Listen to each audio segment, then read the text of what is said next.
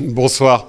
Eh bien, avant de commencer, j'ai me fait l'honneur de terminer ce magnifique séminaire. C'est deux très belles journées. Et je tiens bien, je pense, au nom de tous les intervenants, remercier énormément Olivier et sa merveilleuse famille avec l'accueil extrêmement chaleureux qu'ils nous ont réservé. Merci beaucoup, Olivier. Et bien évidemment, Yolène, qui a eu l'initiative de ces rencontres entre toutes sortes de gens qui viennent d'univers différents, mais qui finalement ont pu se rencontrer. Et on a l'habitude de communiquer entre gens qui font de la recherche sur le terrain ou dans des labos ou ailleurs avec des technologies hyper modernes qu'on a à notre disposition depuis une vingtaine d'années. Donc on peut s'envoyer des images, des films, on peut faire des vidéoconférences. Donc on a pris l'habitude de communiquer comme ça, et l'initiative de Yolène, elle va aussi dans le sens de ce qui c'est du thème de ce week-end, l'intelligence animale. L'animal, il n'a pas forcément ces technologies, et quand il a envie de se rencontrer, il le fait physiquement. Et donc, je trouve que cette initiative de rassembler des gens comme ça autour de... C'était bienvenu, c'était le départ aussi de l'histoire. Donc, merci Yolène.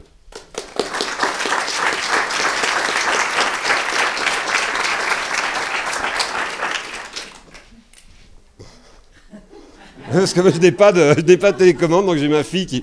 je fais des gestes comme ça. Si, il marche. Il marche. Oui. Oui. Alors, les thématiques que je vais développer avec vous aujourd'hui, donc la communication interespèce, donc les animaux, les hommes, les pionniers de la communication interespèce homme-animal. Vous verrez que c'est une vieille histoire. Le Shelton, donc qu'est-ce que c'est? C'est notre organisation, le Shelton Well Project, donc qui nous sommes, qu'est-ce que nous faisons, qu'est-ce qu'est le Shelton et à quoi ça sert. Le protocole que nous utilisons donc avec les grands cétacés, donc évidemment on ne fait pas n'importe quoi, n'importe comment, enfin ça c'est ce que je dis, mais on a quand même un protocole d'approche et de communication avec ces animaux. Les actions qu'on mène, à quoi ça sert, hein? Pourquoi est-ce qu'on communique avec ces animaux? Pourquoi est-ce qu'on tente de communiquer avec ces animaux? Quelles peuvent en être les utilités pour l'homme et pourquoi pas pour l'humanité. Les hypothèses, parce qu'effectivement, si on cherche, on essaie de trouver quelque chose. Donc, dans notre cadre, nous, du Shelton Well Project, on se contente d'émettre des hypothèses. Donc, je reviendrai là-dessus. Nous sommes des cueilleurs de sons au Shelton. Donc, nous cueillons le son et nous émettons des hypothèses. Des hypothèses, ensuite, que nous fournissons à des chercheurs. Les peuples premiers, donc c'est extrêmement présomptueux de ma part d'aborder ce thème devant Pascal. Mais effectivement, vous verrez qu'il y a pourquoi les peuples premiers, pourquoi les baleines, et on en parlera, ça fait... Et le futur, s'il doit y en avoir un, de notre organisation et vers où on essaye d'aller. Voilà, alors on va commencer donc... Avec alors là, on va gagner un peu de temps sur cette partie-là, puisque ça a déjà été clairement évoqué. Les animaux communiquent entre eux, donc animal. Moi, je vais rester sur ce que je connais bien, c'est-à-dire la mer et les animaux marins. Alors, un exemple de communication et de collaboration, on va dire, entre deux espèces très différentes, telles que un mammifère marin, le dauphin, et un oiseau, la frégate. Alors... la frégate, elle vole, elle peut voler à plus d'un millier de mètres d'altitude, mais en disant qu'à 300-400 mètres, elle est très confortable pour observer par transparence les évolutions des bancs de petits poissons. Donc elles sont friands. Là où nous travaillons, dans le sanctuaire marin de Guadeloupe, le sanctuaire Agoa, nous avons principalement 3 espèces d'animaux marins. Nous avons les frégates, les fous bruns et les sternes. La sterne et le fou brun, ils ont des plumes hydrophobes, c'est-à-dire quand ils vont plonger, ils vont pouvoir attraper du poisson sous l'eau. Vous avez tous vu ces images magnifiques, notamment dans le film Océan, où on voit des animaux qui plongent pour attraper leur poisson.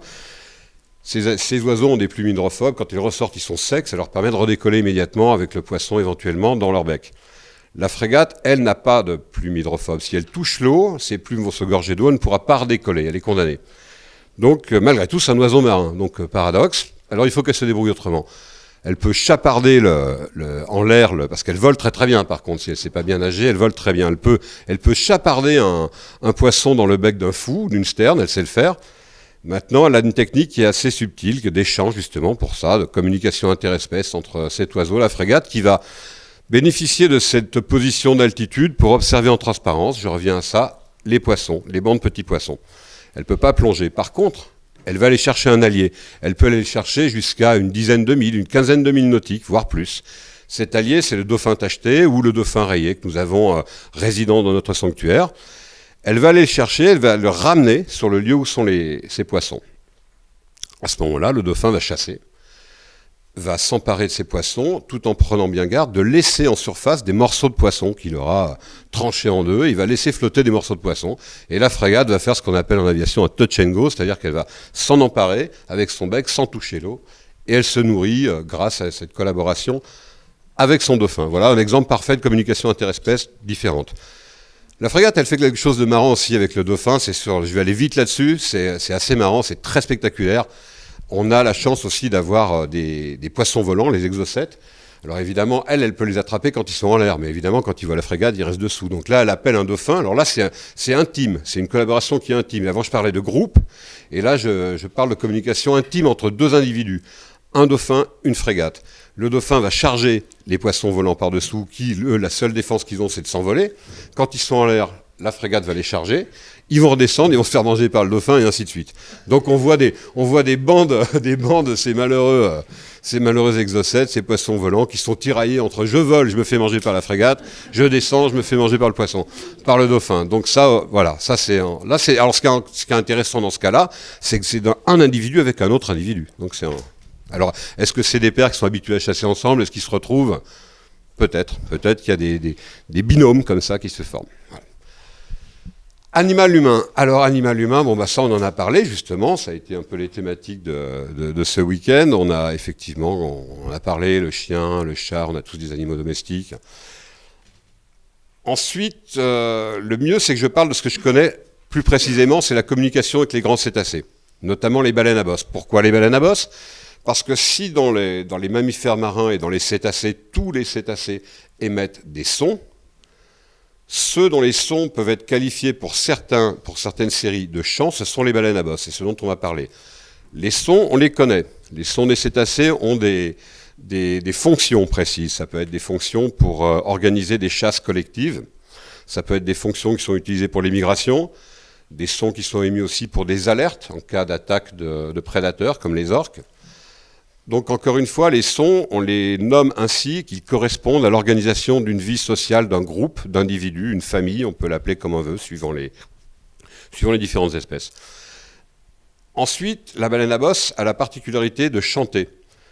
Alors d'abord parce qu'elle est équipée pour, c'est vrai qu'elle a un organe, elle a une caisse de résonance de 1,5 mètre et demi, alimentée par un tube qui est comme un didgeridoo. À l'intérieur, vous avez deux mains comme des mains d'enfant, l'air passe, c'est très complexe, l'air passe entre ses deux mains et elle est capable d'émettre des sons extraordinaires. Elle a une tessiture de 4 octaves, ce qui est quand même assez remarquable. Donc, et elle est capable d'émettre des infrasons de 4 Hz jusqu'à 20 000 Hz. Enfin bon, c'est une cantatrice, une diva. Ces sons, effectivement, il y a une partie artistique, on en parlera de ça, de la dimension artistique, donc dans le dépassement de soi, l'artistique, voire même encore plus. Mais effectivement, il y a une dimension artistique dans cette musique des baleines. Mais il y a effectivement il y a une utilité, ces chants ont une utilité, c'est ce dont on va parler aujourd'hui. Donc, ces chants ont été étudiés assez précisément. Bon, ils sont connus par les peuples premiers depuis des milliers d'années, mais étudiés dans le monde occidental, notamment à l'université de Stanford en Californie du Nord, depuis les années 50, 60, où des spécialistes ont travaillé, donc ce qu'on appelle les pionniers. Donc.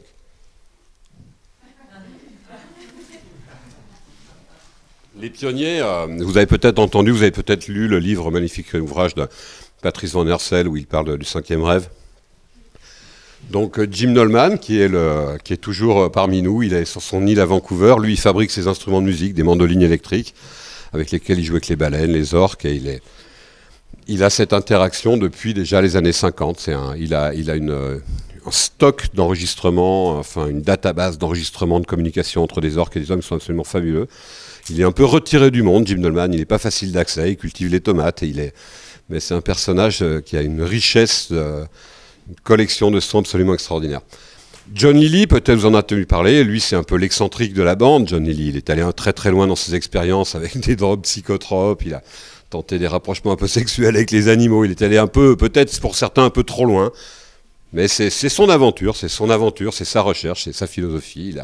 Il a travaillé comme ça. Roger Payne, il est intéressant parce que lui, avec son épouse, ils ont fait les parallèles entre les chants des baleines et les chants des éléphants. Donc ils ont partagé leur vie entre des régions où il y a des baleines, notamment Hawaï, et certains pays d'Afrique où ils ont travaillé. Alors, ils ont pas mal de bandes de sons enregistrées où c'est assez troublant d'ailleurs la similitude entre les... Il y a des moments quand on écoute leurs recherches, leurs sons, on ne sait plus si on entend des baleines ou des éléphants. Donc je vous recommande de suivre, de retrouver sur Internet les recherches de ces gens-là. Scott McVie, qui était un jeune ingénieur à l'époque de la guerre froide et qui s'est retrouvé, il était biologiste marin, il ne connaissait pas particulièrement l'acoustique sous-marine. Par contre, il a été engagé dans l'armée américaine, il était du côté du Chesapeake et il était supposé écouter l'éventuel sous-marin hostile soviétique à l'époque. Et en fait, il passait ses journées à écouter les baleines, il a trouvé ça merveilleux et il est devenu bioacousticien marin, il a consacré sa vie à l'étude des baleines. Voilà, alors donc les pionniers, ce qui s'est passé avec eux, c'est que ces gens-là avaient la particularité de travailler depuis des bateaux, avec des instruments conventionnels, amplifiés avec un haut-parleur. Le haut-parleur sous-marin diffusait les sons sous l'eau, et eux avaient des casques, comme vous pouvez le constater là pour Jim Nolman. Ce casque est branché sur un micro sous-marin qu'on appelle l'hydrophone. L'hydrophone, il est sous le bateau. C'est-à-dire que ce qu'entend en ce moment Jim Nolman dans son casque, c'est sa propre musique telle qu'elle est diffusée sous l'eau. Et il entend évidemment le retour des cétacés éventuels qui vont lui répondre. Donc il a ce retour direct. Il n'entend pas le son de son instrument sur le bateau, attention, il entend dessous. Donc on a le son qui vient du micro, c'est très important. Et j'ai mon ami aussi David Rothenberg qui travaille comme ça depuis des années avec sa clarinette et son saxophone. Et j'ai eu la chance, la première fois que j'ai rencontré une baleine à bosse, c'était en 81 à Maui, sur l'île d'Hawaï. Je savais qu'il y avait des baleines, mais je ne savais pas qu'elles chantaient. J'avais 20 ans et j'étais pas... C'est comme ça que je me suis intéressé à ce moment-là à la bioacoustique marine. Et la première rencontre avec une baleine, c'est un jour où je crois qu'il n'y avait plus de bière. Non, il y avait encore de la bière. Il y avait plus de filles. Non, il y avait encore des filles et de la bière.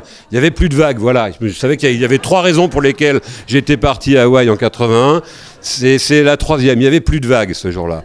Donc j'étais avec une bande de surfeurs hawaïens qui m'ont dit, écoute, il n'y a pas de vagues aujourd'hui, on va aller voir les baleines. Alors j'ai dit, bien sûr. Alors ça, commandant Cousteau, pour moi, les baleines, c'était le commandant Cousteau, c'est quelque chose, on va pas voir les baleines, c'est pas quelque chose qu'on fait, on dit pas on va voir les baleines. J'ai trouvé ça absolument incroyable. Du coup, évidemment, je suis parti avec eux.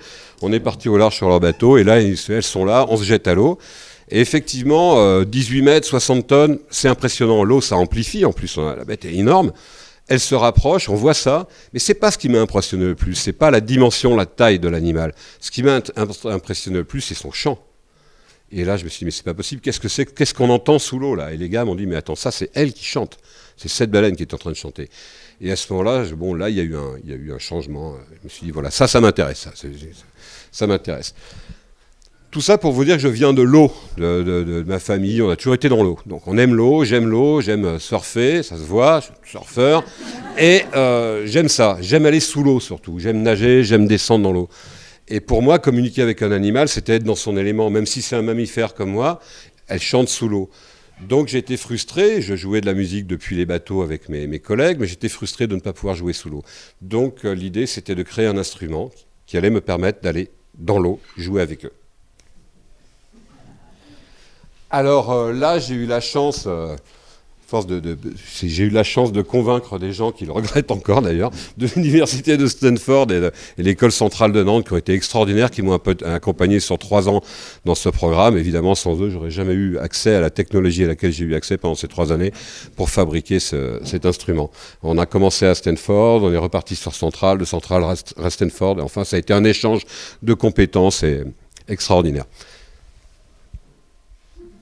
Et alors voilà, l'idée c'est, on va faire un instrument pour aller dans l'eau, pour jouer dans l'eau. L'idée c'est quand même de prendre un instrument qui existe déjà, un instrument qui vient de l'eau. Un instrument qui vient de l'eau, on le connaît tous, c'est la conque. Alors la conque, elle porte différents noms, suivant les endroits dans le monde où on l'utilise, pour différentes raisons. Évidemment, on en parlait ce matin, c'est une corne de brune pour les marins.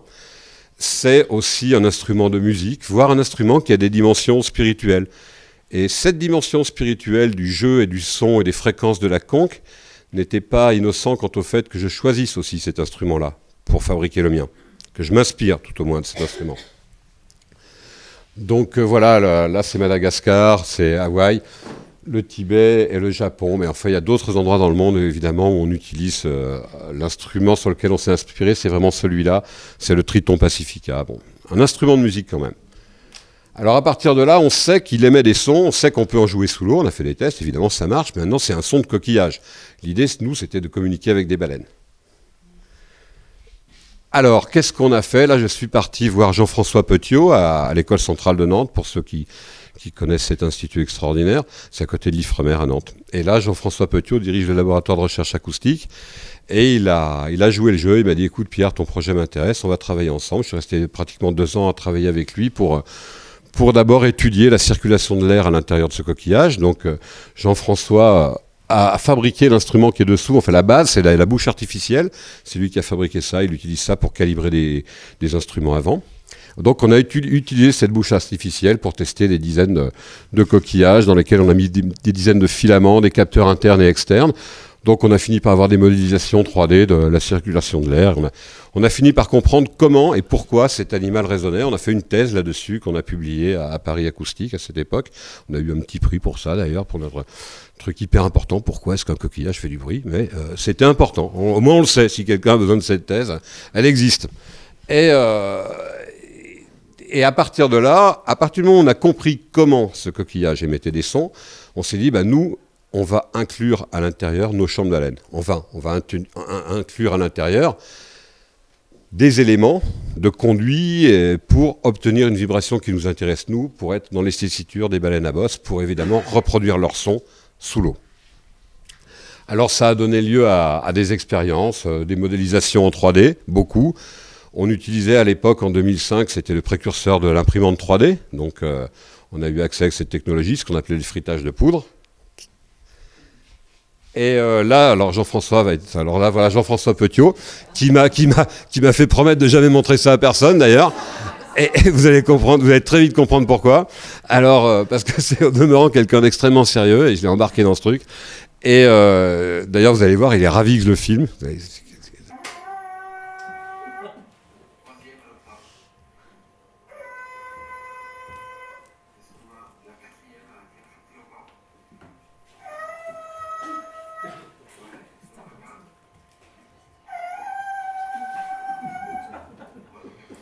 Voilà, donc ça peut être qualifié effectivement de pathétique. Je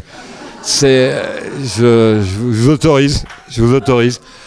Donc vous comprenez pourquoi on est parti de loin. C'est pour ça, 2-3 ans, il a fallu ça quand même. Alors ensuite, à partir de là, on s'est dit, bon ok, ça résonne à peu près. Là, on était encore dans la zone du prototypage, dans la recherche. Ensuite, on est parti sur... il fallait quand même le tester dans l'eau.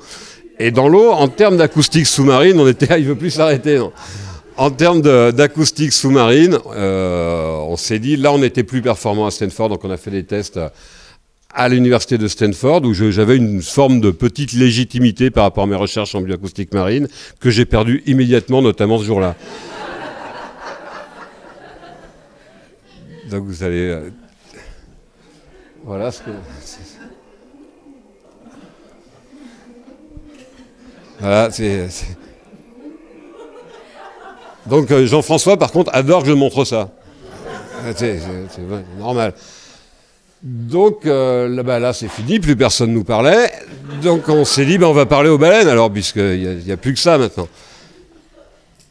Alors les baleines, on s'est dit, on va tester, on va aller dans l'eau, on va faire des essais, on va essayer de comprendre un peu mieux comment... Ah non, c'est vrai, entre-temps, on a décidé de le fabriquer quand même, l'instrument, du prototypage. Et là, d'ailleurs, je tiens particulièrement à parler de l'entreprise Caliplast, à côté de Nantes, à la Planche, des gens remarquables qui font des prothèses médicales de très très haute qualité et qui ont décidé, j'ai toujours pas compris comment et pourquoi, de nous aider et à fabriquer, parce qu'il fallait quand même un instrument qui tienne dans l'eau, parce que nos fritages de poudre, ils arrivaient à se dissoudre dans l'eau au bout d'un moment, ce qui était quand même dommage. Et donc, ils nous ont aidés, on a mis au point un robot. Et là, c'est quand même énorme, parce qu'on a fait un robot, alors ça a coûté une blinde. Et je ne sais toujours pas, enfin, en même temps, à Stanford et à Nantes, ils me cherchent toujours. Hein. J'ai dû changer de nom. Alors, et on a fabriqué ça. Il montre la machine, là. On a fabriqué une machine qui est la taille d'une petite voiture pour fabriquer notre coquillage. Et alors, tout était évidemment robotisé. On était au 10e de millimètre. En fait, je rigole, mais c'était un énorme projet. Et ce qui est fabuleux, c'est qu'on a pu, dans ce projet, fédérer des compétences et des ingénieurs d'une qualité extraordinaire en robotique, en injection. C'est une très belle aventure. Je prends ça avec beaucoup de recul et beaucoup d'humour, mais je suis très sincèrement extrêmement respectueux des gens qui nous ont accompagnés dans cette aventure, parce qu'il a fallu des compétences inouïes et des volontés. Voilà. Et on est arrivé donc finalement à faire notre engin qui nous permet d'aller faire des sons et casser les pieds à ces pauvres baleines, tout ça pour ça. Alors donc, les baleines. Alors quand on va dans l'eau avec des animaux, en ce qui nous concerne, il a fallu quand même décider à un moment ou à un autre d'un protocole. Un protocole qui était mis en place d'année en année, donc ce qu'on appelle l'expérience finalement. Au début, on était dans le tâtonnement, on ne savait pas trop, on s'est reposé quand même sur ce qui se passait déjà depuis les bateaux. Avec Jim Nolman, John Lilly, il y avait déjà une information qu'on avait comme ça par rapport au comportement des baleines à bosse, notamment dans le cas d'émission de sons d'un être humain et d'une éventuelle réponse de leur part. Donc on savait à peu près où on allait dans ce cadre-là. Par contre, là où on ne savait pas où on allait, c'était à partir du moment où on allait mettre du son nous-mêmes sous l'eau. Donc par tâtonnement et par expérience, on a passé énormément de temps à mettre au point ce petit protocole. Alors, le protocole, il n'est pas compliqué, c'est qu'on sait que notre son, on est capable d'émettre des sons même en infrabasse, qui sont inaudibles avec cet instrument sous l'eau. Mais on émet un son, alors ce qu'il faut, c'est descendre assez bas, bon, à peu près à 15 mètres de profondeur. On est en apnée, hein, je précise, parce que les baleines ont peur des bouteilles, à moins d'utiliser des recycleurs comme René Ozet, mais sinon, on travaille en apnée.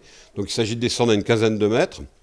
Plus on descend, plus la densité de l'eau fait que le son va circuler beaucoup plus loin sous la mer.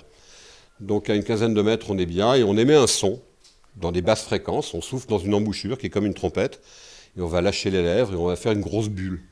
Donc cette grosse bulle qui peut mesurer à peu près 70-80 cm, voire 1 mètre de diamètre si on a de la capacité pulmonaire, cette bulle va vibrer et va distribuer un son qu'on arrive à enregistrer, nous, avec des hydrophones, pratiquement à 10 000 nautiques, c'est-à-dire à 18 km.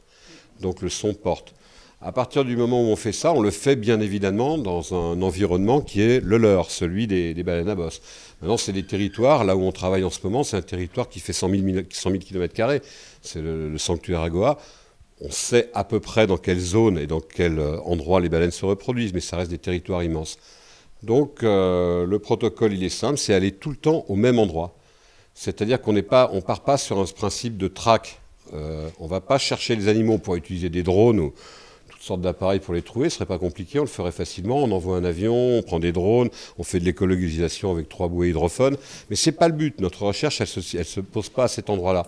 On part du principe qu'on est déjà dans leur environnement, donc la moindre des choses, c'est qu'on reste avec un minimum d'intrusion en disant, voilà, nous on s'accorde ce petit endroit-là, où on va tous les jours, si possible à des heures précises, venir émettre du son et éventuellement engager quelque chose avec vous.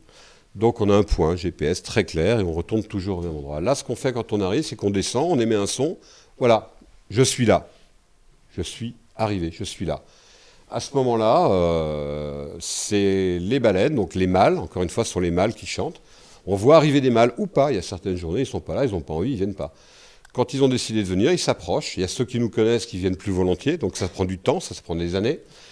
Mais au départ, ils s'approchent à une cinquantaine de mètres, ils regardent doucement. Et ce qui est assez particulier, c'est qu'ils sont systématiquement silencieux. Quand on émet, ils sont silencieux. Donc on le sait qu'ils arrivent, on les voit, ils ne disent rien. À partir de ce moment-là, on sait qu'ils sont stabilisés. On va émettre une série de notes, 3 ou 4 notes très simples. Genre, tout, tout, tout, tout. Alors ça vous rappelle quelque chose, c'est Rencontre du troisième type. Et on est parti de ce principe-là. Et donc, ces 3 notes qu'on va émettre sous l'eau, on va les répéter. On va remonter en surface, on va respirer, on va redescendre, on va les répéter encore et encore et encore. Ça peut durer 1 heure, ça peut durer plusieurs heures, ça peut durer plusieurs jours avant qu'il y ait une réponse. Et à un moment, il va y avoir une réponse. Et cette réponse, ça va être la répétition de ce son qu'on a émis. Et au départ, elles ne vont pas aller au-delà. Elles vont se contenter de répéter ces 3 ou 4 notes. À partir du moment où elles les ont répétées, nous, on continue, on joue le jeu, on répète encore ces notes. Bien évidemment, on est chez elles. Donc, on va leur laisser le privilège, on va leur laisser l'initiative de l'improvisation sur cette proposition musicale. Et là, ça devient magique, parce que déjà, la première chose, il y a réponse, il y a contact. Ensuite, il y a réponse. Donc, ça veut dire qu'il y a capacité et volonté d'engager une communication interespèce, basée sur cette musique, évidemment, et ensuite, il y a improvisation. Ça veut dire que sur cette proposition, elles vont aller au-delà. On parle de musique, on parle d'improvisation. Vous imaginez dans des circonstances où vous êtes dans un pays où les personnes que vous allez rencontrer vous n'avez pas de langue commune avec les personnes que vous allez rencontrer, ni l'anglais ni l'espagnol. Vous ne parlez pas cette langue. Ces gens-là, si vous avez la chance d'être un petit peu musicien, que vous sortez un instrument de musique et vous tombez sur un gars qui a un instrument de musique, le dialogue va s'installer directement. C'est exactement la même chose. C'est un dialogue qui est fondé sur la musique. Mais au-delà de la musique, cette co-improvisation, cet échange et ensuite cette improvisation donne lieu à quelque chose d'extraordinaire. C'est on s'en souvient. Pour s'en souvenir, il faut se rappeler des notes. À partir du moment où on se rappelle d'une note, qu'on l'écrive sur une partition, qu'on l'enregistre là, on est dans l'écriture. Et là, on touche à quelque chose d'intéressant. C'est qu'on a, non seulement il y a contact, mais en plus, il y a création commune d'une œuvre artistique entre un humain et un animal. Donc là, ça devient très passionnant, très intéressant. Nous, on s'en tient là. On s'en tient là. Notre travail, en termes de communication interespèce, on ne va pas au-delà de ça. Déjà, c'est amplement suffisant. Ces échanges musicaux sont extraordinaires. Ensuite, il n'y a pas de sens réel à cette communication. Je ne vais pas vous dire, elle me dit, tiens, qu'est-ce que vous dit la baleine? Elle ne dit rien, la baleine. La baleine est juste là pour échanger une émotion. Elle est là depuis 15 millions d'années, elle n'est pas là pour vous raconter, tiens, attends, excuse-moi, japonais, quoi. C'est pas ça. Elle est là pour vous donner ce qu'elle a de plus noble, de plus beau. Et là, encore une fois, Maureen, on parle d'amour, on parle d'un échange qui est fondé sur des choses qui sont d'une intimité extraordinaire. C'est les transferts d'émotions. C'est-à-dire qu'un être qui ne vous connaît pas forcément, eh ben, au bout de quelques jours, de quelques semaines, va vous offrir ce qu'elle a de plus beau, c'est-à-dire son émotion et son amour, et c'est du respect aussi. Donc nous, on s'en tient là, et ça nous suffit largement. On fait ça pour le plaisir, mais on le fait ça aussi pour que ça serve éventuellement à quelque chose. Le fait de jouer de la musique avec ces animaux nous permet d'avoir une proximité, évidemment, une intimité avec elles. Et à ce moment-là, c'est notre travail de recherche qui commence, où on enregistre, et ça nous permet au bout d'un moment d'avoir une telle intimité avec certains individus. Encore une fois, ce sont les mâles qui chantent, pas tous les mâles, certains. Certains ont plus ou moins d'empathie vers les hommes. D'ailleurs, il y a certains qui ne nous calculent pas, même s'ils sont des très bons chanteurs. Mais il y en a certains qui, eux, comme un peu les ambassadeurs, qui volontiers vont revenir régulièrement jouer. Mais la famille est là. On est entouré d'une famille de 40 à 50 individus. Et elles continuent leur vie. Au début, tout le monde regarde, qu'est-ce comme les girafes ce matin. Au début, tu as les 4 qui sont là, mais qu'est-ce qu'il fait et tout. Et au bout d'un moment, les animaux, c'est l'autre dingue avec son coquillage en plastique, quoi. Au bout d'un moment, tu fais partie de la famille. Donc, ils savent qui tu es, ce que tu fais, pourquoi tu es là. Tu es là pour échanger des émotions avec ta musique. Donc, au bout d'un moment, tu fais partie de ce groupe. Ta musique t'a amené à faire partie de ce groupe. Et c'est là que ça devient intéressant. Tu es témoin de leur comportement. Et donc là, c'est un travail d'éthologue à ce moment-là, où tu observes leur comportement. Je vous ai dit au début que nous étions des cueilleurs de sons. Et cueillir du son, on peut le faire, il suffit de prendre un bateau, on va en mer, on balance un micro à 60 mètres sous l'eau, on enregistre, on ramène ça à la maison, on l'écoute pendant des heures et des heures et des heures. Ça, c'est une technique qu'on connaît, qu'énormément c'est une technique classique de l'étude de la bioacoustique marine. Et la plupart de mes collègues, d'ailleurs, depuis très longtemps maintenant, fonctionnent comme ça. Par contre, c'est difficile d'avoir un retour. Ok, d'accord, tu as enregistré ça, ça fait 30 ans que tu enregistres des sons de baleine. Par exemple, ce son-là, dans quelles circonstances tu l'as enregistré? Ah ben, il faisait beau, la mer était calme, il y avait 3 mouettes, ça suffit pas. Donc tout l'intérêt de c'est pas de la proximité, c'est de l'intimité, de partage d'intimité dans un groupe social. Ça permet évidemment, au moment où on enregistre, de pouvoir constater de ce qui se passe dans ce groupe, c'est-à-dire constater le comportement des animaux pour pouvoir émettre des hypothèses quant à l'intention de l'émission du son, du chant.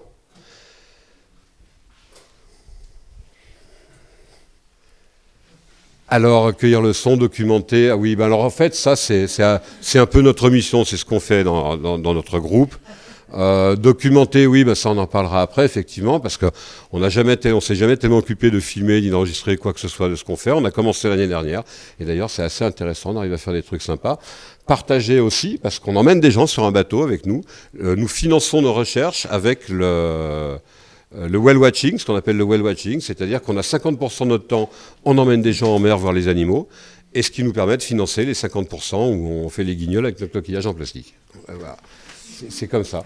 Alors, ensuite, alors ça, on va passer, parce que ça, je pense que ça a été clairement expliqué ce matin. On sait qu'on commence à en avoir assez.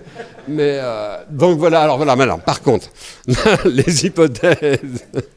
Oui, tu veux revenir? Et alors, pourquoi?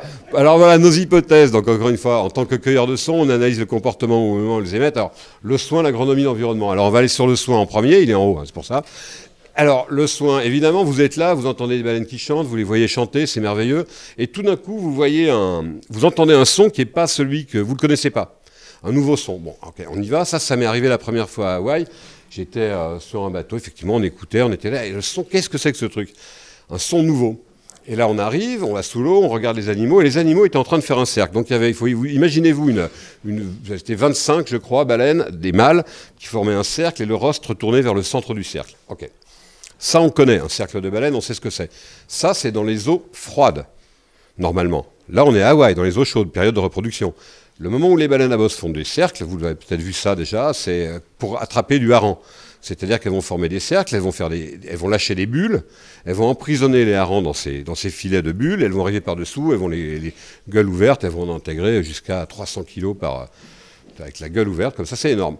Et elles font ça dans les eaux froides, là où il y a du zooplancton, plancton animal, donc le krill et le petit plancton, l'alevin de plancton, de hareng. Là, on est à Hawaï, il n'y a pas de zooplancton, il n'y a que du phytoplancton, de la salade. Aucune raison de vouloir faire des filets de bulles pour emprisonner quoi que ce soit, il n'y a rien à manger. Deuxième chose étonnante, elles émettent un son assourdissant, un gros son.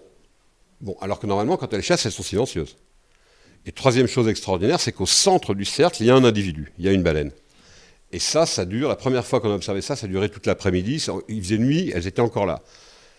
Bon, moi j'ai eu la chance de voyager, j'ai passé 5 ans en Asie, j'ai voyagé beaucoup d'endroits, je m'intéresse à des philosophies bouddhistes, et je m'intéresse aussi beaucoup au peuple premier et aux traditions chamaniques, notamment dans le nord de la Californie, où des gens travaillent avec les baleines, les macas, les tingleats. Ce sont des peuples qui m'intéressent par leur proximité avec les baleines à bosse et les échanges qu'ils ont, ce dont on parlera tout à l'heure, les transmissions de sons, de soins, donc les chants chamaniques. Et là, on se retrouve face à une situation où on dit qu'est-ce qu'elles sont en train de faire, quoi. Et qu'est-ce qu'on a, nous, comme repère en tant qu'humains, qu'est-ce qu'on connaît, ça nous fait penser à quoi, ça? Évidemment, ça nous fait penser à une cérémonie où un cercle d'animaux sont en train de soigner l'animal qui est au centre de ce cercle. Et il y avait une dimension... D'ailleurs, la première fois qu'on a assisté à ça, on était presque gênés de cette proximité. On avait l'impression d'être intrus dans un moment extrêmement... il y avait beaucoup de recueillement, c'est un travail. On sentait qu'ils étaient en phase de travail sur l'individu qui était au centre. C'était assez remarquable. Bon, voilà. Encore une fois, je vous rappelle que nous sommes... Moi, je fais de la bioacoustique marine, je joue de la musique avec les baleines. Je ne suis pas médecin et je ne me permettrai jamais d'affirmer que ces animaux sont en train de soigner l'animal qui était au centre. Par contre, l'ayant observé, l'ayant documenté, et c'est ce que je continue à faire régulièrement, j'enregistre et je transmets ça à des gens qui en ont besoin pour travailler sur la possibilité de soigner des pathologies humaines avec des sons et des vibrations. Notamment à l'université de Stanford, mon ami Jody Lincoln, qui travaille que sur ça depuis 25 ans. Et je suis son fournisseur Et cette année, d'ailleurs, on a eu une bonne récolte, une merveille de 43 minutes qu'on a enregistré le 26 avril, un chant de soins absolument sublime. Enfin voilà. L'agronomie. L'agronomie, là, c'est pareil. Quand on voit des baleines qui chantent face à une masse de phytoplancton en suspension en région de reproduction dans des eaux chaudes, pourquoi elles font ça? Tiens, elles chantent à la salade, qu'est-ce que ça veut dire, quoi? Et donc, on se dit peut-être qu'elles sont en train de faire quelque chose avec cette salade. Si on étudiait cette salade, et puis au bout d'un moment, on se rend compte que la valeur protéine de cette salade a augmenté, et qu'à un certain moment, les femelles, seulement celles qui sont accompagnées de baleineaux, c'est-à-dire celles qui allaitent, ont accès à cette salade, une fois qu'elle a été traitée par le chant, par les grands mâles. Donc il y a déjà un travail qui est fait par le soin sur l'alignement des acides aminés. Donc ils arrivent à travailler sur les protéines. Ça, c'est le travail de Joël Sternheimer et Michel Duhamel du laboratoire Genodix, que je fournis en son. Et eux, ils font pousser des salades à Nantes, là, dans des serres où il y a des sons et des amplificateurs qui mettent des chants de baleines, dans les vignobles aussi. Il y a une 50aine de vignerons aujourd'hui en France qui travaillent comme ça. Là, ils ont été convoqués dernièrement par la Fédération des producteurs de champagne. Donc, on aura peut-être des champagnes avec des chants de baleines. Et, je leur ai même proposé de mettre des sons dans les bulles, de manière à ce que quand on boive la coupe de champagne, les bulles fassent des chants de baleines dans notre tête. Ce sera pas mal. Alors, encore une fois, nous, on analyse, on regarde, on prend, on prélève, on envoie. Et après, c'est l'environnement. Bah, oui, bien, l'environnement, ça, c'est pour quand il y a les naissances. Quand elles arrivent elles arrivent du Canada, enfin, je parle de celles que j'étudie en ce moment depuis 3 ans en Guadeloupe, dans le sanctuaire. Elles arrivent du Canada, du Saint-Laurent, où elles se sont nourries, elles se sont chargées en protéines avec le krill et l'hareng. Et elles viennent chez nous, elles viennent dans le sanctuaire de Guadeloupe pour avoir leurs petits. Quand elles arrivent, les naissances, c'est à peu près 3 semaines, 15 jours, 3 semaines après leur arrivée. Et là, pendant les 15 jours, 3 semaines qui précèdent les naissances, les grands mâles, chanteurs, vont s'installer dans ce que j'appelle un vortex par rapport à la position, par rapport à la configuration géologique de l'endroit. Si vous voulez, dans la mer, il y a des courants. Bon, nous, c'est un courant nord-est, on a les alizés, mais il y a des courants sous-marins. Et cette topologie sous-marine fait qu'à certains moments, il y a des énormes cavités. Les courants vont contourner la cavité, et dans cette cavité, il n'y a pas de courant. Ou alors éventuellement, parfois, ce sont des courants qui vont tourner, et comme dans l'œil du cyclone, au centre, il n'y a rien. Donc l'intérêt pour la maman baleine, c'est de pouvoir avoir son bébé sans qu'instantanément il parte avec le courant. C'est tout simplement ça. Et ça à Hawaï, on les connaît tous, nos vortex de naissance, et on les a aussi, on commence à les identifier un petit peu un par un. Moi, j'en ai 2 ou 3 que j'aime bien, et dont un que j'affectionne particulièrement, parce qu'il ne sert pas uniquement aux naissances, il sert aussi aux soins, il sert à d'autres choses. Quand ils ont besoin d'avoir un bon écho, un bon son, ils vont travailler à cet endroit-là. Et là, avant les naissances, les grands mâles vont chanter pendant des jours et des jours dans ce lieu. Donc là, c'est pareil, on est observateur, on essaie de comprendre pourquoi et comment. Donc, d'après vous, vous verriez des animaux chanter dans un endroit avant une naissance. Qu'est-ce qu'ils font? Pourquoi ils font ça? Pour nettoyer l'endroit, ils le préparent. Ouais. Ils le préparent, ils le nettoient éventuellement d'éventuelles bactéries, d'éventuelles pollutions chimiques, organiques. Est-ce qu'il y a une dimension spirituelle dans la préparation de ce lieu? Pourquoi pas? Moi, je peux assez facilement croire ce genre de choses d'ailleurs. Mais voilà, donc encore une fois, on constate, on documente.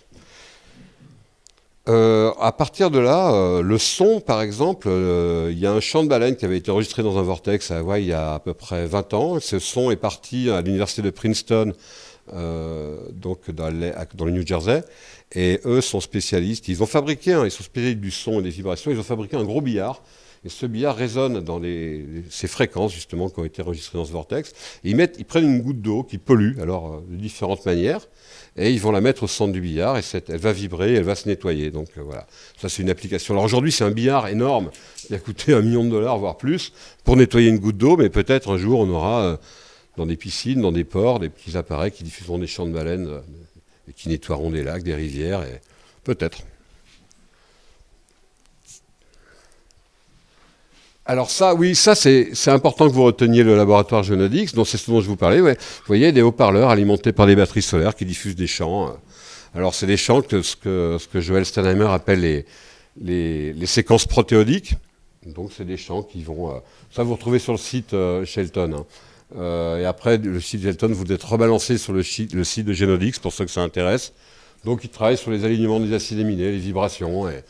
Voilà, ils arrivent à modifier même des protéines en travaillant sur la manière dont les acides aminés sont assemblés dans les chaînes qui forment les protéines. C'est le travail, c'est la base, les fondamentaux du travail de Steinheimer et du Hamel au sein de Genodix. Ils ont des résultats assez bluffants, hein, c'est extraordinaire. Si vous vous intéressez à ça, ça vaut le coup parce qu'on va vers une agriculture où on n'a plus de pesticides, on n'a plus d'engrais, on n'a plus rien et ça marche extrêmement bien. Vous verrez les documents qu'ils ont filmés chez des producteurs de mâches dans des serres de plusieurs hectares à Nantes où il n'y a plus rien. On est au-delà du bio même. Parce que même dans le bio, on met des engrais bio. Là, il n'y a plus rien. C'est uniquement du son, des vibrations. C'est le vignoble, ça. Voilà. Donc moi, je suis très fier de collaborer à ça. Et notamment, je sais que Yolène aime bien quand je parle du miel des abeilles. Donc je vais faire un petit passage là-dessus. Alors, oui, parce que ça, c'est vraiment pour te faire plaisir. Parce que là, si j'avais encore un peu de crédibilité, c'est fini. Alors, le miel des abeilles, Donc voilà, le miel des baleines, pardon, merci ici, le miel des baleines. Alors nous avons construit une ruche en inox de 800 mètres carrés que nous avons immergée dans le sanctuaire à Goa l'hiver dernier à l'aide d'un porte-avions et de 3 destroyers. Donc... Je sais pas, hein. Tu m'as cru, hein, pendant une seconde tu m'as cru. Alors voilà. Bon, voilà, moi, en Guadeloupe, j'ai des copains qui sont agriculteurs, qui font toutes sortes d'expériences. On travaille sur la vanille aussi, justement, avec ça. On met des haut-parleurs avec des champs de baleines dans la vanille. On s'en fait plein d'expériences rigolotes. Pour relancer la filière vanille, justement, en Guadeloupe. Et on a des résultats, on a des belles vanilles, voilà, des vanilles de baleine. Alors, les abeilles, c'est pareil. Les abeilles, aujourd'hui... on arrive à aller vers les ruches, mettre du champ de baleine. On n'a plus besoin d'avoir tout un uniforme. On n'a plus besoin de les enfumer, puisque le champ des baleines, elles les calment. On a certains champs qui les calment, donc on peut ouvrir les ruches et prendre le miel. Et elles sont là, elles écoutent les chants, elles sont totalement détendues. Donc c'est bien, ça leur fait déjà, ça impacte moins sur les abeilles, dans le sens de... Elles n'ont pas ce traumatisme de se faire enfumer, de se faire des... Enfin voilà. Donc...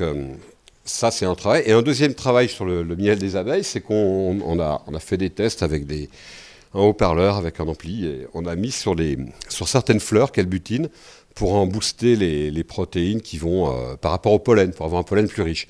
Alors, ça... Le résultat, on n'en sait rien, il faut étudier ça. Nous, on a fait des résultats, c'est tout bête. Nous, on fait les expériences, on y va, on est des bourrins, on met des haut-parleurs, on envoie du son, et les baleines. Elles envoient leur son, et nous, on récolte après. Enfin, mon ami Mathias Sapatou récolte. Mathias Sapatou, ça a été pendant une trentaine d'années, le président des apiculteurs de Guadeloupe. C'était aussi le président des producteurs de vanille de Guadeloupe, et aujourd'hui, il a 85 ans, cet homme, et il fait ses expériences. Il s'amuse avec moi à faire des choses rigolotes. Il a quitté ses fonctions officielles pour se faire plaisir et s'amuser à diffuser des chants de baleine dans sa montagne. Et donc, simplement, concrètement, sa ruche, ça n'a jamais été... c'est 12 kilos de miel par an. Les meilleures années, ça a été 16 kilos. L'année dernière, il a fait 20 kilos. Et sans traumatiser les abeilles, et avec une qualité de miel extraordinaire, du fait nos plantes avaient été boostées, exactement comme on le fait pour la vanille, par ces vibrations, ces chants de baleine qui travaillaient sur... Je reprends les techniques de Genodix. Si vous voulez, moi je fais du win-win avec Genodix quelque part. Je leur donne des sons, ils les analysent, ils me les renvoient, ils me disent tiens, ça, Pierre, essaye-le sur tes abeilles. Ça, essaye-le sur ta vanille. Vous voyez comment on travaille avec eux. On échange Je leur envoie plein de sons bruts et eux me le renvoient en me disant ce son-là, Pierre, tu vas le travailler spécifiquement pour telle plante. Voilà, l'échange qu'on a ensemble.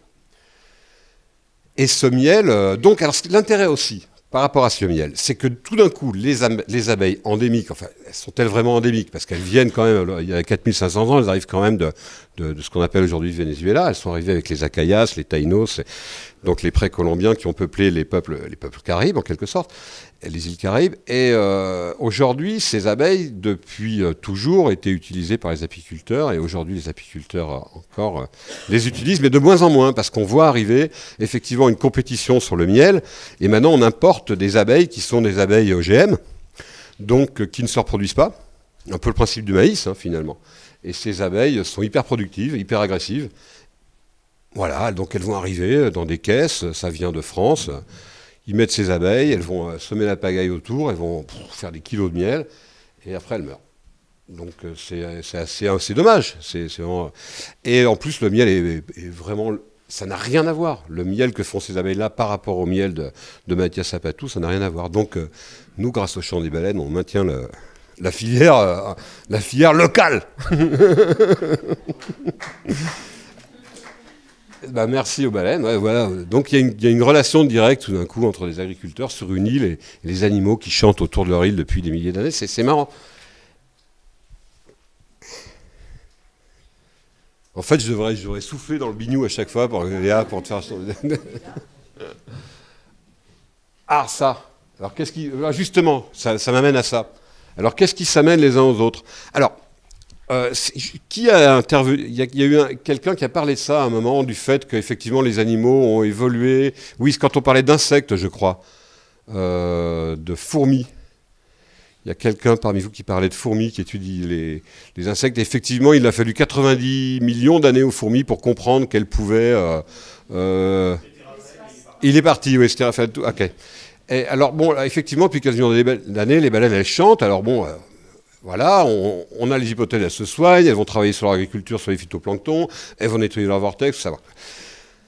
En parlant de musique, justement, quand on revient à la musique, on sait que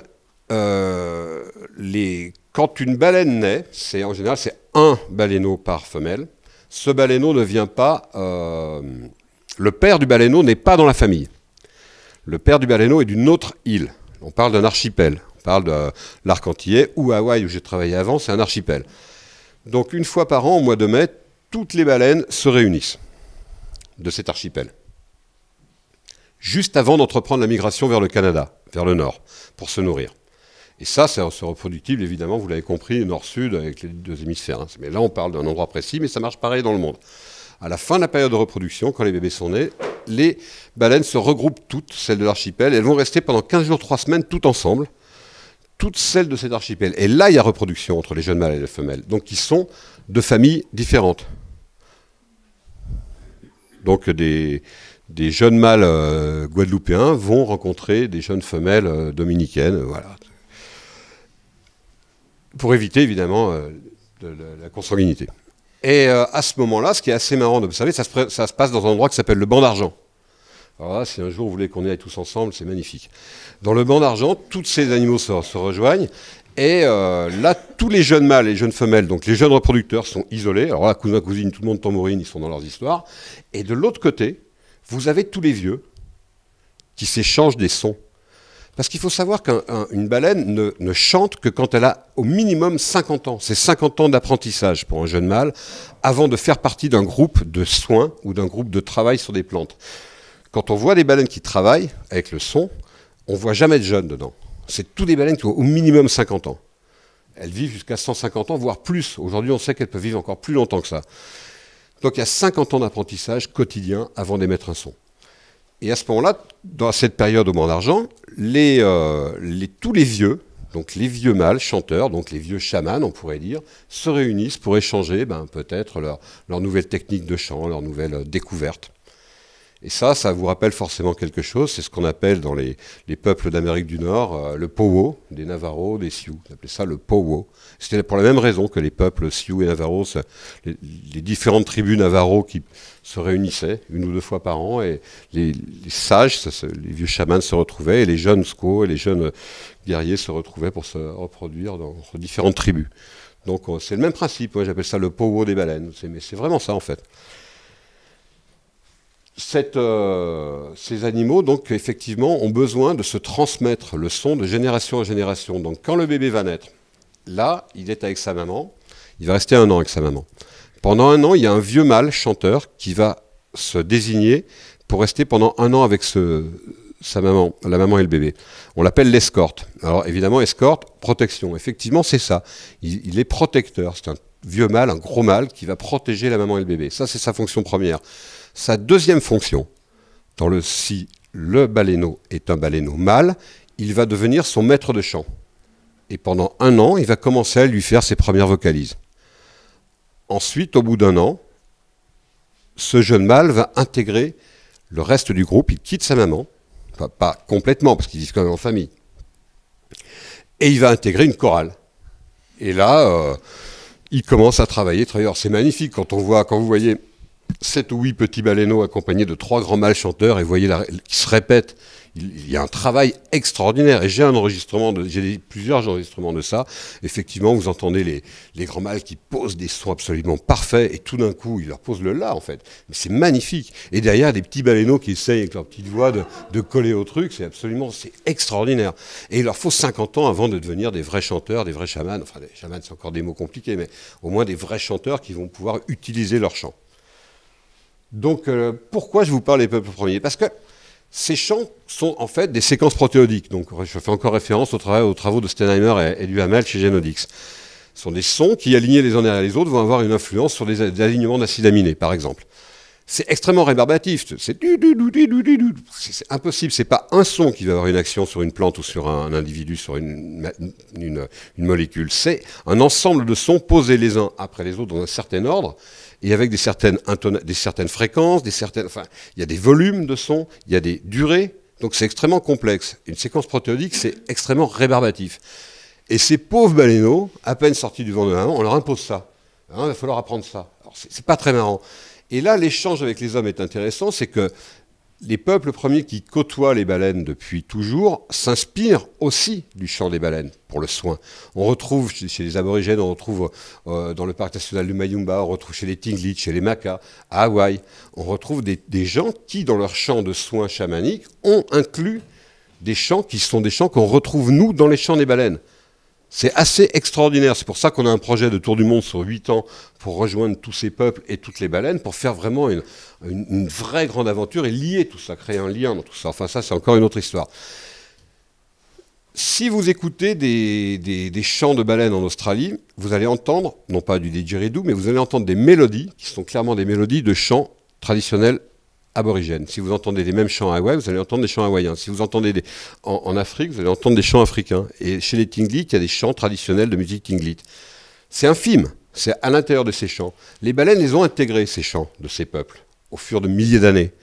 Elles les ont intégrés pourquoi? Parce que c'est plus facile de transmettre une mélodie qu'une séquence protéodique à un jeune baleineau. Donc c'est plus facile pour un jeune baleineau d'apprendre une chanson que d'apprendre juste une section protéodique. Donc elles utilisent l'humain pour créer, pour intégrer leur section protéodique à l'intérieur des mélodies humaines. Alors c'est insensible, c'est infime, mais si on prend le temps de décortiquer, d'écouter, d'analyser, moi je travaille avec une jeune femme qui s'appelle Clémentine Forion, qui est ethnologue de la musique, et mais le fait qu'elle soit musicienne, professeure de piano, professeure de chant, elle vit en Guadeloupe, et par chance, cette jeune femme est ethnologue de la musique, elle a fait ses études à Nice, justement, d'ethnologie musicale, elle est brillantissime, et justement, on arrive aujourd'hui à décortiquer un truc extraordinaire, c'est que tous ces peuples existent, on les connaît, on les identifie. C'est pour ça que notre tour du monde de 7 ans, il est programmé sur des peuples très très très précis. Et il y a un peuple qui a disparu, où il y a des baleines à bosse, c'est le peuple, on en parlait tout à l'heure, c'est les Caraïbes, les Taïnos, les Arawaks. Ils ont été décimés, donc les précolombiens qui peuplaient l'arc antillais ont tous été décimés, sauf dans une île qu'on appelle la Dominique, et dans les montagnes de Dominique, dans les montagnes de Calibichi, il reste un peuple qui s'appelle les Kalinago. Et ce peuple est resté, a gardé son intégrité, ils sont restés tels qu'ils étaient, tels qu'ils ont toujours été. C'est le seul endroit. Et eux, ils sont à l'écart de tout. Par contre, ils sont intéressants parce c'est pas une réserve. Attention, on n'est pas aux États-Unis. Hein. C'est juste une montagne, les montagnes de Calibichi, qui leur sont dédiées déjà depuis plus d'une centaine d'années. Et eux sont très intéressants parce qu'ils sont assez brillants. Ils aiment bien l'école et ça se passe bien. Donc il y a une université américaine à Portsmouth, en Dominique, qui invite, c'est un programme. Et l'université est gratuite pour ces jeunes Kalinago. Et ils sont tous toubibs ou pharmaciens, ils sont bons dans les sciences. Donc ensuite, ils ont commencé à s'intéresser, il y a une trentaine d'années, à retrouver l'origine de leur peuple, qui avait disparu à cause d'un énorme traumatisme dû à l'invasion des Occidentaux qui sont arrivés, qui ont massacré tout le monde. Ensuite, il y a eu la période de l'esclavage, ça n'a rien arrangé non plus. Eux sont restés planqués dans leur montagne, mais sont coupés du monde. Mais le traumatisme a fait que tout leur art et leur culture a disparu. Par contre, ils ont des grottes, et ils ont des illustrations, ils ont des peintures, ils ont des sculptures qui montrent très clairement qu'il y avait une musique. Ils étaient musiciens, bien évidemment. Mais leur musique a disparu. Alors moi, je vais, quand j'ai le temps, régulièrement, à un moment, je suis resté presque un an à Marie-Galante, donc j'étais en face de chez eux, et j'ai des copains là-bas qui travaillent, des Kalinago, qui travaillent justement sur la recherche de leur culture, ils sont en quête de leur identité culturelle, de différentes manières, mais notamment sur la musique. Et effectivement, il y en a qui n'ont pas été traumatisés, qui ont gardé leur musique, qui sait? Si vous suivez, vous suivez pas, hein, c'est les baleines. Elles ont gardé la musique Kalinago. Donc en ce moment, avec Clémentine, on s'amuse à retrouver des séquences mélodiques à l'intérieur des baleines de Guadeloupe et de Dominique, des séquences mélodiques qui ne sont pas des séquences mélodiques connues, répertoriées, donc c'est la musique Kalinago. Donc il faut décortiquer bribe par bribe, tout doucement, et peut-être que dans quelques années, on pourra leur apporter leur musique. Voilà. Un truc qui ne sert à rien, mais qui est sympa. Voilà, c'est ça. Voilà, donc les échanges, voilà, comment des peuples premiers peuvent...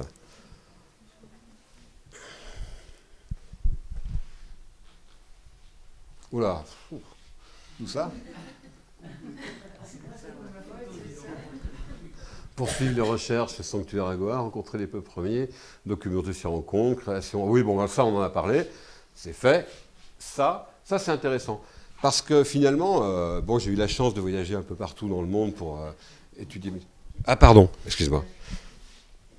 Parfait. Alors, en fait, voilà, on va parler de sa création de l'école de musique de Petit-Bourg. Alors là, bon, j'ai eu la chance de voyager beaucoup toute ma vie depuis 1980. J'ai fait pratiquement que ça, poursuivre mes bestioles, leur casser les pieds tout autour de la planète. Une espèce de David Vincent. Il faut que je convainque un monde incrédule que ces animaux chantent et que ça sert à quelque chose. Il y a des moments, je me réveille le matin, c'est pas possible, quoi. Je vais jamais y arriver, mais je continue. Et donc, donc là, d'avoir rencontré tous ces gens, effectivement, les peuples premiers, ça c'est acquis. Eux, ils ont leur culture, ils intègrent des chants de baleine. Maintenant, si vous prenez l'exemple de la Californie, ou par exemple, où il y a des gens qui s'intéressent énormément aux baleines, mais il n'y a personne qui joue de la musique de baleine, à part des dingues comme moi, hein, pas. Et là, j'ai fait une rencontre extraordinaire, Cyril Lobijon, qui est le directeur d'une école de musique à Petit-Bourg, en Guadeloupe, qu'il a créée il y a 17 ans. Il a 400 élèves, là où travaille Clémentine, d'ailleurs, Florian. Et 400 élèves et 20 professeurs. C'est une école qui est privée, qui vit par les parents, des donations, des fêtes. Ça tient un bout de bras parce qu'il y a très peu de subventions, mais ça fait 17 ans et son école tient le coup. Et on a créé l'année dernière, on a commencé à créer la première section pour les petits, une section chant de baleine. Donc ben, voilà, on apprend aux enfants à jouer ces mélodies de chant de baleine, c'est leur baleine. Et effectivement, sur la majorité sur 18 cette année, apparemment il y en a déjà 25. C'est extraordinaire. Et ces gamins qui jouent toutes sortes d'instruments, évidemment, qui sont accompagnés par leurs professeurs par instrument respectif. Vous voyez pas le boulot que c'est. C'est-à-dire que chaque professeur accompagne un gamin ou deux gamins par rapport à chaque instrument. Et on est en train de leur apprendre cette musique pour former un orchestre de petits humains qui chantent la musique des baleines en groupe. Alors ils ont entre 10 et 15 ans. Et bien évidemment, à terme, le but, c'est de les emmener en mer sur un catamaran et les faire jouer avec leurs baleines, parce que c'est quand même chez eux. On est en Guadeloupe et ce sont des petits Guadeloupéens. Et c'est vrai que la plupart n'avaient jamais vu de baleine. Comme la plupart des insulaires, ils ont toujours une appréhension de la mer. Donc on travaille là-dessus avec Cyril, donc c'est un truc qui nous tient à cœur parce que là il y a un lien très clair entre l'intelligence animale et l'intelligence humaine et cette notion de voir des enfants jouer de la musique avec des baleines, c'est juste, il y a un vrai échange. Voilà. Donc ça, voilà le travail qu'on suit en ce moment.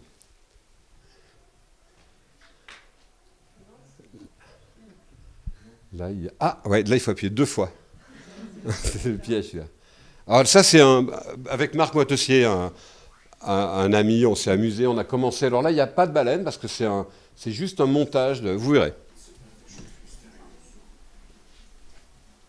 Alors en fait, on a commencé le tournage de ce documentaire l'hiver dernier avec Marc Moitessier, donc le réalisateur, qui est d'ailleurs le neveu. On a commencé ce documentaire l'année dernière avec Marc Moitessier, qui est réalisateur de documentaires animaliers, et aussi sur des peuples. Il travaille en ce moment au Panama depuis 2 ans déjà sur des peuples qui réclament leur sortie du Panama, en quelque sorte, qui revendiquent leur terre originale. Il fait un travail remarquable depuis 2 ans. Il va en profondeur, il prend le temps de faire son travail. Et on est parti sur une goélette de 14 mètres et on a fait un travail particulier, c'est qu'on était en silence pratiquement tout le temps, hormis les moments où on avait besoin de préparer les tournages et les mises à l'eau. On a décidé de faire silence sur le bateau. Alors, il y avait Marc et le skipper avec nous et il y avait une cadreuse, une jeune femme qui cadre sous l'eau en apnée. Donc, et il y avait 2 championnes du monde d'apnée, donc Aurore Rasso et Sophie Jacquin, qui sont toutes les 2 championnes du monde, une en apnée dynamique, donc elle descend 75 mètres, juste avec les palmes, sangueuses, et Aurore Rasso, qui a le record du monde sous la glace, elle nage 112 mètres, 136 mètres, son nouveau record sous la glace, en horizontal, donc c'est des filles qui sont à l'aise dans l'eau, et qui... Et donc, ça a été extraordinaire parce qu'elle n'avait jamais, ni l'une ni l'autre, n'avait ni nagé avec des dauphins. Si Sophie, elle avait nagé avec des dauphins parce que je l'avais emmenée plusieurs fois, on a fait pas mal d'expériences où je l'ai mise en contact avec les animaux. Mais c'était avec les baleines, c'était nouveau, donc on a documenté tout ça. Mais c'est que le début du documentaire, c'est vraiment une histoire qu'on veut emmener au bout avant de montrer vraiment le résultat de ce travail. On a encore pas mal de tournages et pas mal de voyages à faire, justement, avec rencontrer des peuples. On va faire un prochain tournage en Dominique, justement, parler avec les Kalinago. Et voilà, je pense que c'est un travail qui va prendre plusieurs années pour pour ce film, parce qu'on fait un mois par-ci, un mois par-là, et puis ça coûte cher en plus, parce qu'on est en autofinancement. Mais on le fait avec le temps nécessaire de le faire. Voilà. Alors nous travaillons ici, Sanctuaire Agoa. Donc c'est la Guadeloupe, vous la voyez ici, là, et on travaille là, nous. Donc ce sanctuaire a été décidé il y a maintenant 4 ans, et c'est une des raisons pour laquelle nous on a décidé de s'installer en Guadeloupe, c'est parce qu'on savait que le territoire serait sanctuarisé, qu'on aurait des animaux en liberté, mais surtout des animaux qui sont paisibles, avec une charte, une réglementation d'approche assez stricte, et tout en laissant la possibilité de les étudier, de travailler, de faire notre travail, de descendre à l'eau, mais sans pour cela tomber dans des excès, notamment dus au tourisme, comme on peut voir en République dominicaine, où les animaux sont harcelés par des hordes de bateaux. Donc il y a une réglementation qui est en place. Alors malheureusement, la Dominique en faisait partie jusqu'à il y a encore 3 ans. Ils se sont retirés pour des raisons politiques qu'on ne va pas évoquer, c'est pas le propos. Voilà, alors vous voyez là les flèches, donc la base du Shelton Well Project, nous sommes là, dans un petit village qui s'appelle Des et dont on a de la chance, on va pas très loin. Un des principaux vortex de naissance, il est là. Donc c'est une cavité qui descend à 1000 mètres. Et il y a des parois qui font 600 mètres. C'est comme le golfe de Gaverny sous-marin. C'est absolument fabuleux cet endroit. Et c'est là où viennent naître les bébés. Donc c'est à 15 000 nautiques au large du petit port de pêche de Des. Et dans cette cavité, il y a une résonance extraordinaire parce que les murs font écho. Hein. Donc vous avez cet écho qui rebondit. Je vous ferai écouter tout à l'heure un chant qu'on a enregistré justement là-bas. Enfin une partie parce que... Et vous constaterez cet écho absolument extraordinaire. Donc la base. Alors après le champ d'exploration il est infini hein, évidemment. Après on peut aller n'importe où. Pour l'instant on a un bateau qui ne nous permet pas forcément d'aller beaucoup plus loin que ça. Mais petit à petit on arrive à convaincre d'éventuels mécènes de nous aider parce qu'on a besoin d'un bateau plus gros pour aller plus loin. C'est tout. Mais on y arrive petit à petit, on a le temps. Je ne sais pas ce qu'il y a après. Ah bah voilà, alors attends. Alors justement, là je vais vous faire écouter quelque chose. Ça a été... Bon, j'ai des milliers d'heures d'enregistrement de baleines. Hein. J'en ai des databases absolument énormes. Et ça c'est particulier. Ça vraiment je l'adore. C'est peut-être le plus beau chant que j'ai enregistré de ma vie. Et même par rapport à mes collègues à qui j'ai envoyé ça immédiatement, des gens comme Rosenberg ou Nolman, enfin je crois on tient quelque chose qu'on n'a jamais eu en termes de qualité musicale. Et ensuite en termes de ce qu'il contient. Là, chez Genodix, je les ai rendus fous avec ça. En ce moment, Jodie Lincoln à Stanford, elle m'a dit, mais Pierre, c'est un trésor. Et en plus, les circonstances étaient complètement dingues. J'étais avec un ami, on était tous les deux sur le bateau. On était arrêtés sur ce fameux vortex, là où on travaille tout le temps. Et là, on voit, à 300-400 mètres, on voit des souffles. On s'est dit, tiens, elles sont par là. Et on attend. Et à un moment, on les voit se rapprocher. Tout d'un coup, on voit 3 queues comme ça, et hop, elles descendent. Et on s'est dit, bon, elles vont se rapprocher de nous. Et effectivement, moi j'avais descendu l'hydrophone sous le bateau. Elles sont arrivées en silence, complètement en silence. Elles se sont posées à peu près à 20 mètres sous le bateau, à peine. Donc à peine juste en dessous, à 10 mètres sous l'hydrophone. Elles se sont posées à peu près à 20-30 mètres. Les 3. Elles se sont arrêtées. Alors ensuite, après, elles ont été rejointes par 2 autres, 2 petits. Au départ, c'était 3 mâles. Enfin, 2 mâles et une femelle. Et après, il y a 2 petits qui sont arrivés. Mais ce qui est intéressant, c'est qu'elles sont arrivées en silence, totalement silencieuses. Elles sont garées sous le bateau, et là elles ont commencé à chanter. Donc moi j'étais déjà en phase, mon Tascam tournait, j'enregistrais. Le silence, tout d'un coup, ça y est, ça a démarré. Elles ont chanté sans discontinuer pendant 43 minutes, et ensuite elles se sont arrêtées de chanter, et elles sont parties en silence, elles ont disparu, on les a jamais revues. Donc là, elles nous ont offert un son. Là c'est carrément...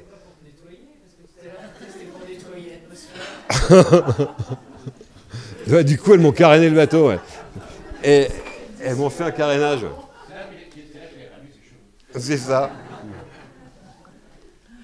Et elles nous ont irradié pendant 43 minutes. Alors, pardon. Alors voilà, c'est vraiment un don, quoi. Tu fais quand tu passes ta vie, quand on passe sa vie à étudier ces animaux, ce genre de circonstances, enfin les circonstances d'enregistrement comme ça, on s'est même pas mis à l'eau. C'est-à-dire qu'avec Erwan, on s'est dit non, là, on bouge plus, quand on se pose, on bouge plus, quoi. On s'est allongé au fond du bateau et on a attendu que ça se passe, quoi. Parce qu'il était même pas question d'aller dans l'eau voir ce qu'elle faisait. C'était même plus le propos. C'était tellement beau parce que nous, on a le retour, on écoutait en direct, que j'enregistrais, mais j'écoutais. Et là, on était tellement conscients de ce qui était en train de se passer. C'est-à-dire qu'elles nous ont offert quelque chose. Donc, d'où l'histoire du Shelton, le message est dans le chant. Ça va loin après le truc. Oui. Elles émettent des sons. à l'intention des juvéniles, pour des injonctions, on revient par là, sale gosse, des trucs comme ça, mais pas de chant. Pas de chant. Ouais, il y avait une femelle qui était là. Elle accompagnait, elle était là. Peut-être qu'elle accompagnait, et peut-être qu'il y avait un des deux petits qui était peut-être un de ces petits, ouais, qui sont venus après, on les entend après. Bon, le chant, il dure 43 minutes, mais par contre, on va écouter un petit extrait. Alors, bon, ça fait 7 minutes, mais on va écouter au moins les 3 premières minutes, parce que je ne vais pas vous faire écouter 7 minutes de baleine, vous allez vous endormir. Vous êtes prêts pour écouter 7 minutes? Bon, bah si vous voulez, alors... Puis on terminera là-dessus. Après, je vous ferai un dernier petit commentaire sur quelque chose. À la limite, je vais vous faire ce commentaire avant, alors, si vous voulez partir dans 7 minutes. Et comme ça, après, vous partirez sur les 7 minutes en ayant en tête ce que je vais vous dire. Et je vais essayer de faire court. Ça va être compliqué. Les baleines, quand vous voyez des mâles qui chantent, enfin, quand les baleines dorment, je vais reprendre par là, quand les baleines dorment, elles remontent en fonction automatique, donc cerveau droit, cerveau gauche, elles arrivent à gérer, elles ont les fonctions cognitives d'un côté, les fonctions qui gèrent leur fonction vitale, elles dorment, hein, vraiment. Et elles remontent, les dauphins aussi, elles remontent pour respirer, elles redescendent, elles continuent à dormir, mais elles ne se réveillent pas quand elles font ça. C'est en automatique. Et leur cœur descend à 30 pulsations minutes au lieu de presque 80. Elles réduisent leur pulsation à 35, ça réduit énormément, 35, et là, elles dorment la nuit. Donc elles remontent toutes les 2 heures respirer. Que sinon, elles remontent respirer elles ne peuvent pas ne pas remonter pendant plus de 45 minutes à peu près. Alors que là, elles sont capables de rester quand elles dorment 2 heures sans remonter. Elles remontent respirer tous les 2 heures. Quand elles dorment, quand vous approchez d'une baleine qui dort, l'œil est fermé. La paupière est fermée, l'œil est fermé. Elles peuvent fermer leurs yeux. Ok. Quand vous approchez d'une baleine qui chante, ou qui ne chante pas d'ailleurs, je parle des baleines à bosse, on est bien d'accord. Vous approchez une baleine à bosse. Quand vous êtes à 10 mètres d'une baleine à bosse, vous voyez un globe qui est à peu près de cette taille-là, comme un petit ballon de handball. Vous voyez le globe, vous voyez l'œil. À 10 mètres, vous voyez une boule noire. À 5 mètres, vous voyez une boule noire. À 3 mètres, vous voyez une boule noire. À 1 mètre, quand vous êtes au contact physique, vous pouvez la toucher. Vous regardez son œil. Et là, effectivement, vous approchez. Et là, il est tout noir, mais à l'intérieur, il y a des étoiles. Il y a des galaxies. Il y a des milliers de petites étoiles qui forment des galaxies. Et si, je pense très sincèrement, parce que moi, j'arrive à aller avoir une photographie, d'essayer de photographier avec mon cerveau, tu vas pas leur mettre un flash dans l'œil, mais j'essaie de photographier ça mentalement pour essayer de voir si je suis capable de les reconnaître par rapport à leur galaxie. Ça, c'est l'étape suivante. Je suis sûr que je vais y arriver, parce que il y a des galaxies dans les yeux des baleines. Donc c'est un univers en 3 dimensions, et vous voyez très clairement en 3 dimensions, il y a comme une petite voie lactée, il y a toutes sortes de choses, chaque baleine est différente. Chaque baleine a sa propre galaxie à l'intérieur de ses yeux, c'est extraordinaire, mais c'est d'un noir intense. Est-ce que quand vous avez l'impression, quand vous reculez, qu'il y a quelque chose qui brille dans l'œil, quand vous approchez, c'est pas quelque chose qui brille, c'est des milliers d'étoiles qui brillent. C'est absolument sublime. Et elle brille de l'intérieur, c'est pas du reflet. Donc ça veut dire quelque part, il y a forcément un soleil dedans, il y a quelque chose. Il y a des petites étoiles qui brillent. Ça, c'est quand elle est réveillée. Ou quand elle chante. Par contre, il y a certains moments où il y a des chants qui ne sont pas des chants. Et ça, on en a parlé, c'est pas des chants, c'est autre chose. Et là, elles ont la tête qui va descendre, elles vont avoir la tête en bas, comme ça. Et à ce moment-là, ça peut durer des heures, voire des jours, après elles remontent respirer, et elles font ces chants-là, des fois, dans le vortex, notamment quand elles veulent nettoyer, on entend des chants qui ressemblent étrangement au mantra ou au chant de ce qu'on appelle le Om des moines bouddhistes, vous savez, ce chant, donc elles ont un système qui leur permet de faire tourner la circulation de l'air, et là vous êtes clairement, vous entendez un Om sous l'eau, immense, magnifique, donc vous approchez d'elle, et là, l'animal, ce qui est très étonnant, c'est qu'il y a une présence énorme de ce son, de cette vibration, de ce chant qui tourne, ce Om. Et quand vous approchez, il y a une sensation qui vous met extrêmement mal à l'aise, c'est que l'animal n'est pas là, vous ne le sentez pas. Vous sentez qu'il n'est plus là, vous sentez une énorme carcasse vide, comme s'il était mort. Au début, la première fois que j'ai constaté ça, je me suis dit, elle est morte. Je ne la sentais pas, je ne sentais pas sa présence animale. Je me suis dit, elle est morte. Et c'est d'autres qui chantent parce qu'elle est morte. Et je me suis dit, je suis face à un animal mort. Et en fait, pas du tout. C'est elle qui chantait. Et donc, je me suis approché, j'ai vu son œil. Les étoiles n'étaient plus dans son œil. Donc, pour moi, c'est son âme. Ces étoiles sont la représentation, c'est son âme. Et comme les bouddhistes en méditation profonde, elle est partie voyager ailleurs et elle a emmené. Ces étoiles sont parties. Ces étoiles, les étoiles qu'il y a dans l'œil de la baleine, c'est la représentation de leur âme. Alors là, je suis passé au-delà de l'intelligence animale, je suis désolé. Voilà, je vais vous laisser écouter leur chant.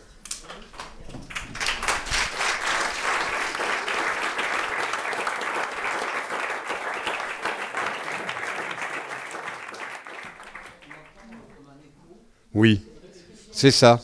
C'est le vortex, c'est naturel. C'est comme le cirque de Gavarnie, en fait, c'est un écho. Comme m'a dit un jour un vieux basque que j'ai rencontré dans la montagne, c'est le écho. Sans desserrer les dents, bien sûr. C'est le Et c'est les écho. bébés qu'on entendait là, c'est incroyable, c'est les petits. C'est les petits, ouais. Ouais, non, il y a une résonance incroyable dans ce lieu, Carrément effectivement. des cris de bébé, quoi. C'est un écho naturel, l'écho C'est de la baleine impressionnant, qui va taper contre les parois de la falaise, en fait, du cirque, et qui revient. C'est un écho naturel. Attends. Alors, attendez, Oui, pour les j'adore. questions, il me faut les questions. Il me faut. Et oui, tu connais la règle. Est-ce que vous pensez qu'elles viennent pour ça, parce qu'il y a un écho, ou ça n'a pas d'importance, l'écho? Alors encore cet endroit-là, il y a un écho parce que c'est un vortex. C'est un endroit où il y a cette formation géologique comme un grand cirque sous-marin. Et dans tous les endroits au monde où les baleines se reproduisent, elles se reproduisent dans des lieux qui sont similaires à celui-là. Effectivement, c'est encore une fois pour protéger le petit de courant, déjà au départ. Hein, il n'y a pas de courant dans ces vortex. Et ensuite, évidemment, c'est les musiciennes.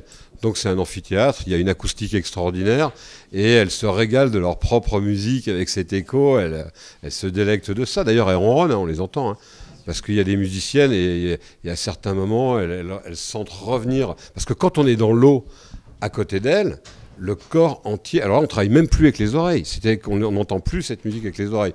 On les entend avec on vibre entièrement. Alors par rapport à l'intelligence, souvent on dit un être doué d'intelligence, c'est l'humour. C'est une des raisons pour lesquelles on peut dire tiens, un tel être est intelligent peut-être parce qu'il a de l'humour aussi, ça en fait partie peut-être. Et les baleines ont de l'humour, on en parlait tout à l'heure, effectivement les baleines peuvent avoir de l'humour, notamment par rapport au son. Elles sont capables d'émettre des sons qui sont bien évidemment à 4 Hz, on est dans l'infrason. Et le cachalot est capable d'assommer des tons avec son... Il envoie un son devant lui, devant son melon, comme ça. Il va émettre un son à peu près à 180, voire 240 décibels pour les grands mâles. Et il va assommer, il va estourbir un ton. En lui envoyant du 4 Hz à 200 décibels, le ton va être estourbi et il va en profiter pour s'en emparer, quoi. Et alors s'il fait ça, c'est pour ça qu'il ne faut jamais nager devant un cachalot. Bah, déjà parce qu'il nous voit mal, il faut toujours être sur les côtés. Une baleine, c'est pareil, il vaut mieux être sur le côté, jamais derrière ni devant.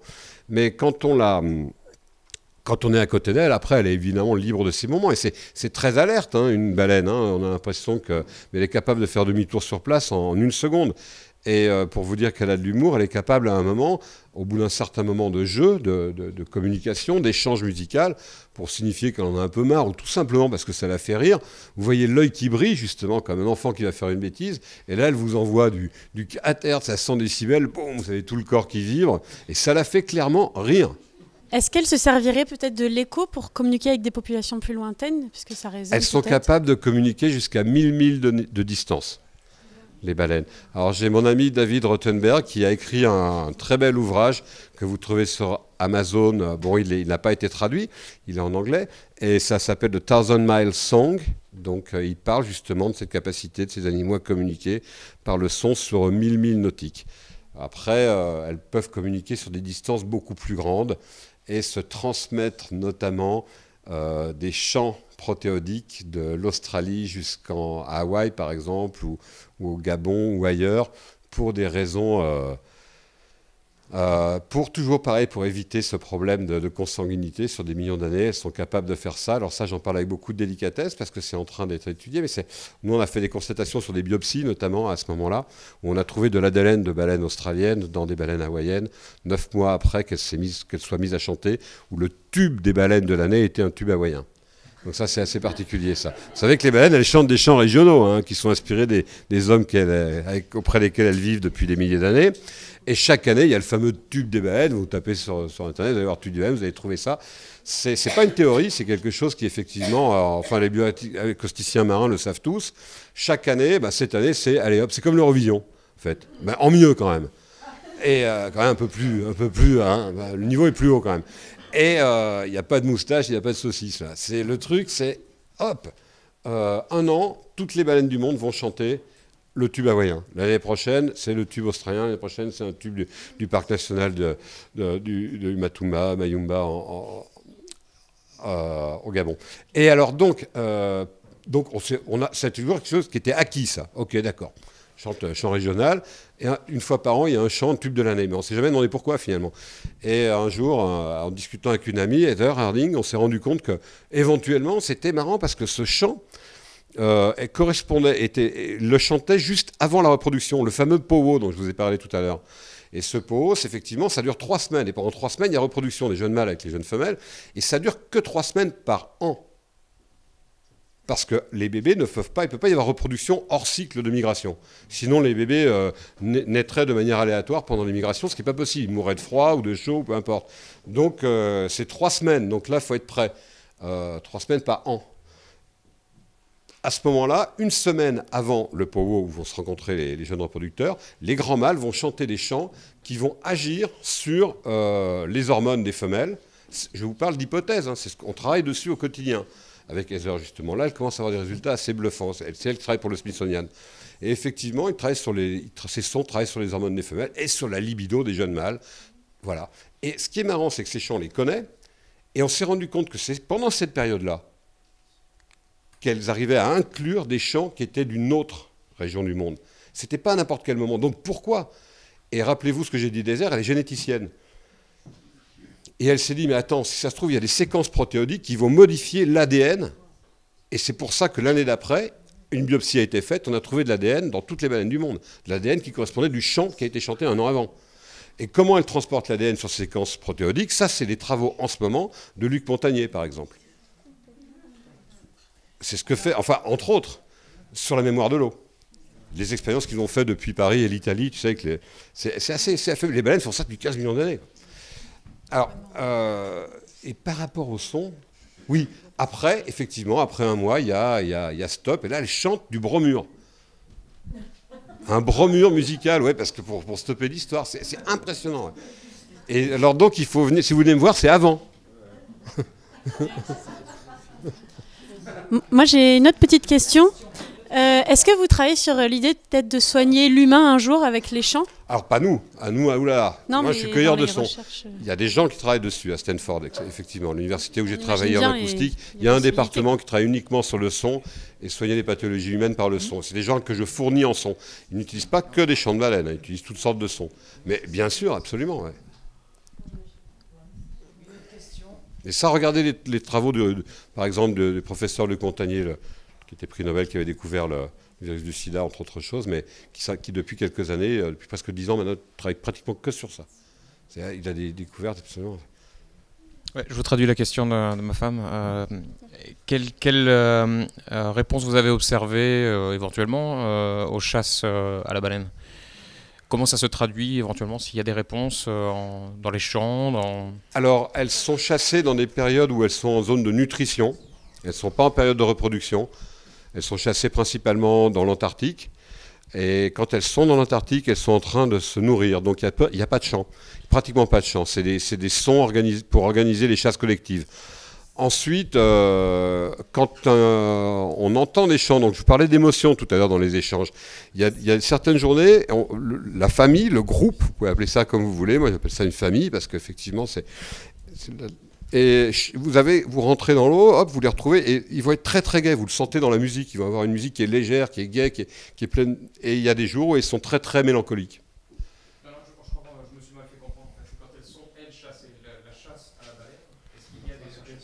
Oui. La manière dont elles chantent? Non. On ne le sait pas. On le sait pas.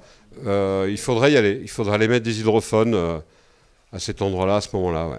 Moi, j'y vais pas parce que ça va mal se passer si j'y vais. Tu bosses avec ouais. Attends. Oui. Attends, d'abord, allez-y. Excusez-moi, vous parlez des grands mâles et des jeunes mâles qui se reproduisent. Est-ce que ça veut dire que les grands mâles chanteurs ne font pas partie des mâles reproducteurs ou ils ont un rôle spécial dans la société? À partir d'une centaine d'années, on va dire, non, ils ne se reproduisent plus après, non. Mais c'est surtout les mâles qui ont à partir de 30 ans. Bon. Les jeunes mâles qui se reproduisent, c'est vrai qu'à un moment, ils stoppent de se reproduire quand ils deviennent uniquement chanteurs. Voilà. Alors, Ils rentrent dans une espèce d'ordre, finalement, où ils se consacrent à une forme de spiritualité. Ils ont un recul, ça devient des entités chamaniques, spirituelles. C'est assez étonnant. Ouais. Je passe le micro à Pascal et après, Oui. ce qui me ferait très plaisir, c'est que nos intervenants qui restent là, vous veniez tous les 5 et que qu'on se fasse une petite conclusion, s'il y a encore 2-3 questions, puis après qu'on se dise au revoir, mais avec vous 5 ensemble, Avec d'accord? plaisir. Ah bah ouais, ça, vous allez chanter ensemble. Oui. Ouais, bah,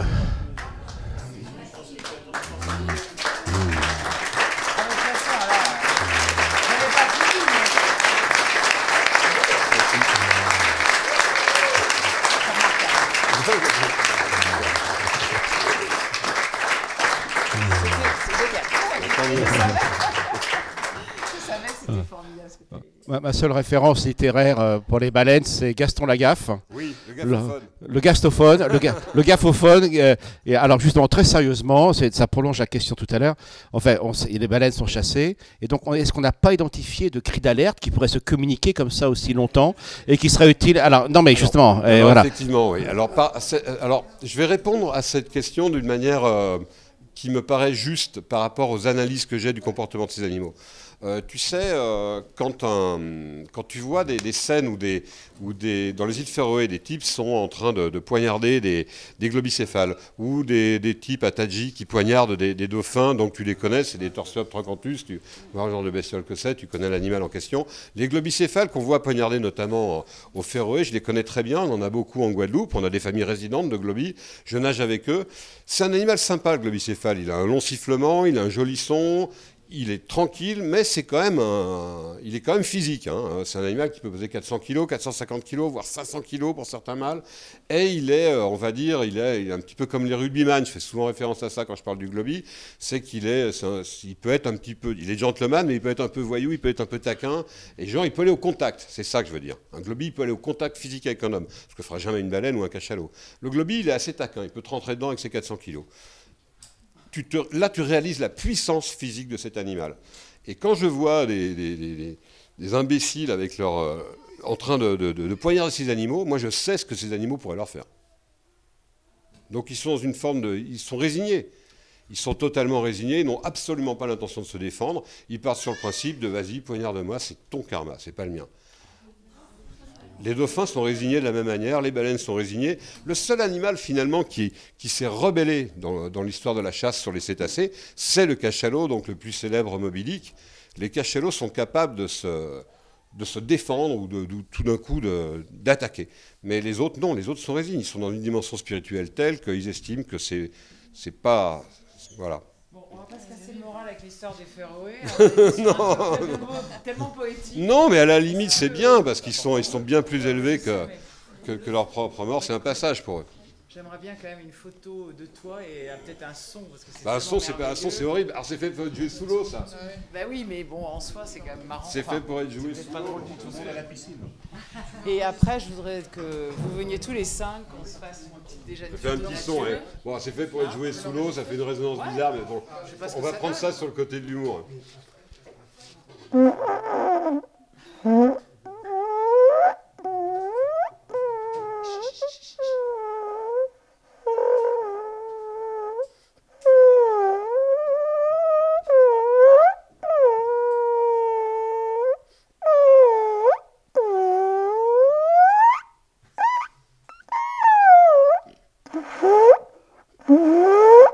Voilà.